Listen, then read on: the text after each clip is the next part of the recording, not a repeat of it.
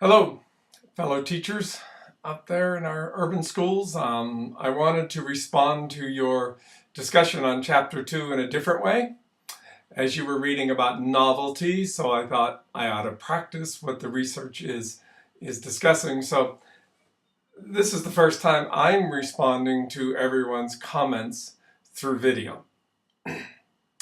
I find this Chapter 2 to be one of the most important chapters that I've read, that I continue to reread, that sets the foundation for the work I do at the university and in the schools in the Denver area. It is the basis for the first two chapters in Stevie and my latest book called Just Right Challenge. In those two chapters, we talk about teacher stance. What do you believe? What do you honestly believe about your students? Your attitude, my attitude, definitely impacts the issues brought up in this chapter. And I have my book right here while I talk to you. So many things in this chapter to highlight, to discuss, and I'm very impressed with all of you and the variety of issues that you decided to focus on. And I really appreciate how all of you applied this to your classrooms immediately. And by your comments, this really resonated with all of you in terms of what's happening in your classroom right now. So I want to talk about this expectancy value sort of theory, and I often refer to page 47, and that's that little chart set up there on failure acceptors and failure avoiders. And I often try to apply this quick little, I actually memorize it, this quick little chart to the classrooms and the students that I get to work with and the teachers I get to work with. And I apply it to myself, which I think is very, very important. I want to encourage all of you to share these ideas, share this research with your students. It seems like many of you, or all of you, have been familiarized with Carol Dweck and mindset. This is the research that supports her viewpoints and her experiments. We know that the student's mindset is critical to their success or failure in the classroom. So if they have a fixed mindset, in other words, they expect, as we read in here, to fail, that is why they don't succeed. And they carry those labels. They begin to believe it as fixed. I'm just not good at school. I'm just not smart. We have the growth mindset, which we have got to share. We have got to promote in the classroom. And that growth mindset is all focused on effort. That students have to understand it is the effort that they put into something that makes a difference. Expect that you're not going to get it right every time because the teacher is offering you challenging work that respects your intelligence and your skill. The task difficulty discussion over and over, but on page 48, that tasks that are too easily usually do not generate much pride in accomplishment or seem very attractive. This is why we have an entire chapter in our Clock Watchers book on challenge. Students need to be challenged. They need to follow the work of Csikszentmihalyi, which is about flow, and that the challenge should be just beyond their skill level. If it's too far beyond their skill level, they shut down. And if it's too easy, it's apathy or boredom.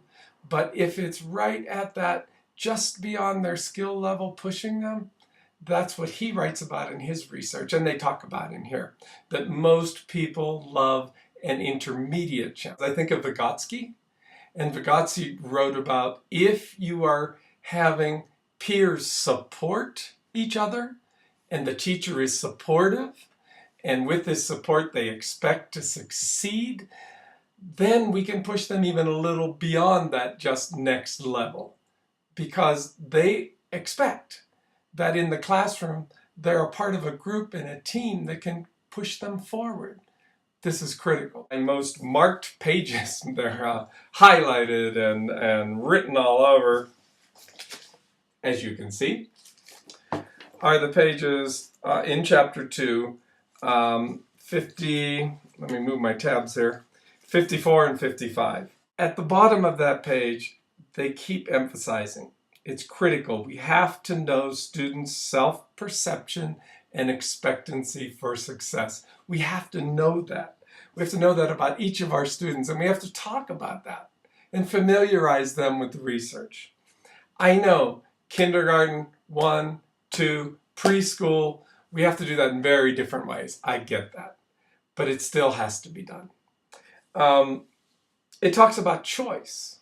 If you notice, this research is a huge part of the writing of our book, and we tried to take this research and make it user-friendly to teachers. We have organized our discussion of the role of these variables around 3 general outcomes: actual achievement or performance, involvement in the task including cognitive engagement, as well as effort and persistence, and choice.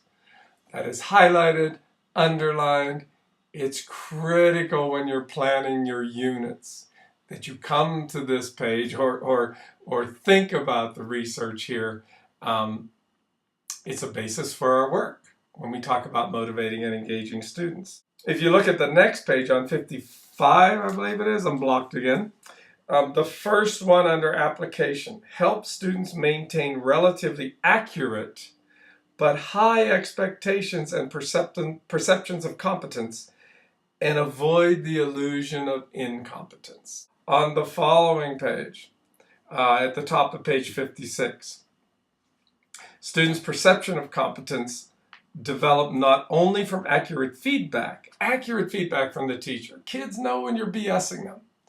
So comments like, oh, good work, that doesn't mean anything. And children know that doesn't mean anything. Older children know that doesn't mean anything. Your comments to students have to be specific. When you used such and such adjective in that sentence, man, that sentence just popped. You really conveyed the meaning there. That's a specific recognition and meaningful to the students. And I know we're going to get into this later, but this is also related to rewards.